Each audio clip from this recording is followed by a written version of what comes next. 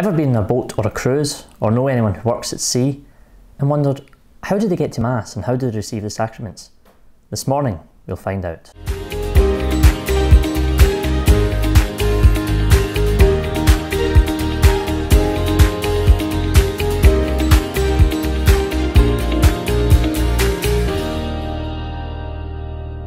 Good morning and welcome to this episode of Church Chat. This morning we're joined by Euan McArthur, who's from the Apostleship of the Sea. So good morning, Euan. Good morning, Brian. So first of all, could you tell us a bit about what is Apostleship of the Sea, where it began and why it was formed? Certainly, Brian. Well, firstly, thank you very much for allowing me this opportunity. It's a great chance to speak with Sancta Familia Media. As you say, I'm Euan McArthur. I'm the National Development Officer for the Apostleship of the Sea. And the Apostleship of the Sea is the registered Catholic charity which supports seafarers worldwide. And as some of your followers may otherwise know us as Stella Maris, from our humble beginnings originally on the banks of the River Clyde almost 100 years ago. And since then we have expanded into the worldwide charity with a presence in so many ports right throughout the world. So you obviously got involved with this yourself. What is your background and how did that come about? Well, I have quite a strong seafaring community, and my father, he was a fisherman for the best part of 50 years, fishing throughout the different coasts of Scotland and sharing many different and unforgettable experiences and memories. I also had an uncle who was at sea, and I originally applied for the job when it was advertised in Scottish Catholic Observer, and it was really a job that jumped right out at me, which at a time when I was looking for new employment. And I really have to say I love what I'm doing. I've enjoyed every minute of the last 5 years, and we're hoping that Apostleship of the Sea can continue to go from strength to strength. So you mentioned it was founded in Glasgow itself, but is now right across the globe. How did it form in Scotland, and what's the kind of set up around Scotland? Well, it was formed exactly in 1922, and it was formed to serve the needs of seafarers arriving on the banks of the River Clyde in Glasgow. And it was formed by a group of parishioners who got together one evening thinking that they really had to help these seafarers arriving in our shores as relative strangers, because often they would look very tired, they were a bit lonely, they were away from their families for so many months at a time. And now in Scotland we are represented very well. We have 2 port chaplains, one for Clyde Port. His name is Joe O'Donnell, who does sterling work in the various ports around Glasgow, Grangemouth, Greenock. And we have Doug Duncan, who is our North East port chaplain, who does magnificent work also.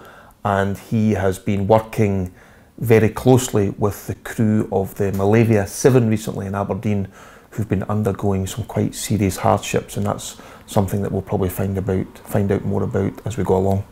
So in Scotland, the port chaplains you mentioned, do they travel on the boats themselves, or do they stay in the ports, or how does that work? Well, basically the port chaplains visit the ships, and they do so on a daily basis.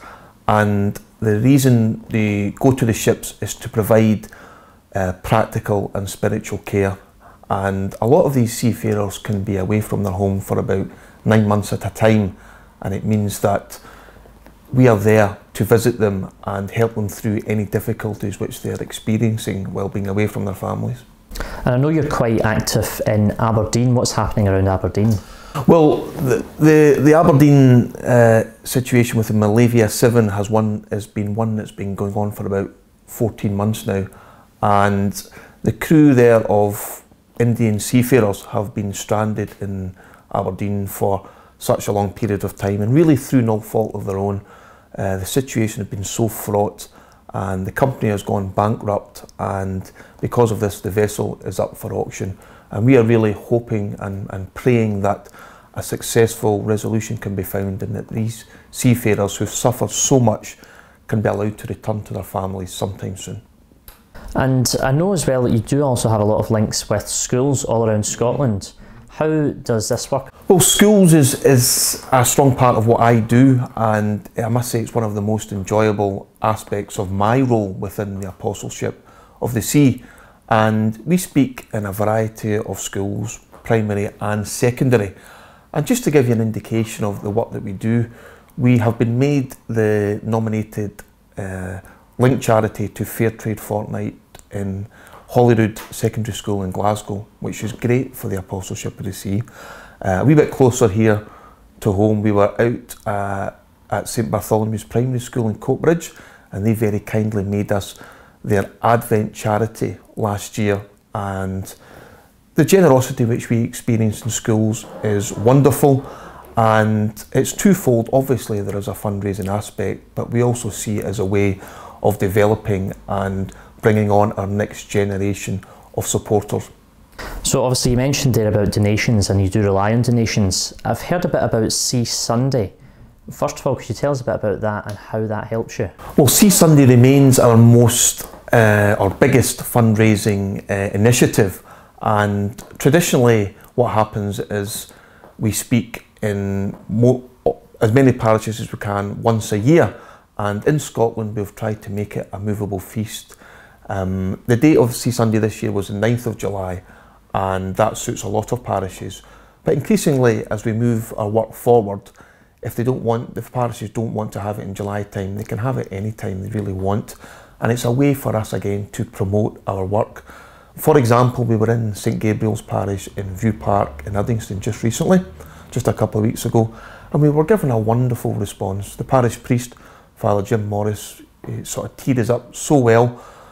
We spoke at the masses, we told some stories which really touched the hearts of the parishioners, and I have to say the parishioners were exceedingly generous. So it's a marvellous way of us promoting our work. So you mentioned masses there again, and you do have a series of masses coming up throughout the year or the coming months. Could you just tell us when they are and where people can go? You're absolutely right. We have a series of Stella Maris masses next month, and it all begins on the 7th of September. We have a Mass in St Mary's Cathedral in Aberdeen, which will be celebrated by our Bishop Promoter, Bishop Stephen Robson from the Dunkeld Diocese. And Bishop Stephen will be celebrating our Mass in St Andrew's Cathedral in Dundee on the 14th of September. Then on the 21st of September, it's a very busy month, Archbishop Tartaglia will be leading us in our celebration in the Mass in St Andrew's Cathedral, right on the banks of the River Clyde. And then at the end of the month, on the 28th of September, Archbishop Leo Cushley will be leading us in our celebration, our inaugural Stella Maris Mass, I must say, in St Mary's Cathedral in Edinburgh. And finally then, is there anything else you would find important to add? I'd just really like to thank all our supporters, all our clergy, all the people who work in schools, all our volunteers, for all their generosity, their support and their prayers, and hopefully we can keep working together to help improve the lives of seafarers, both practically and spiritually, into the future.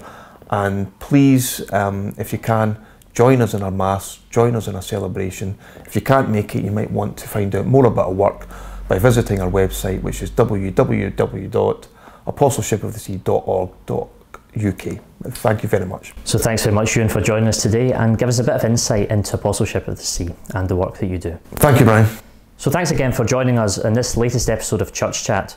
If you want to find out more about Apostleship for the Sea, you can find it out on the web address that Euan has just mentioned and on the links given below.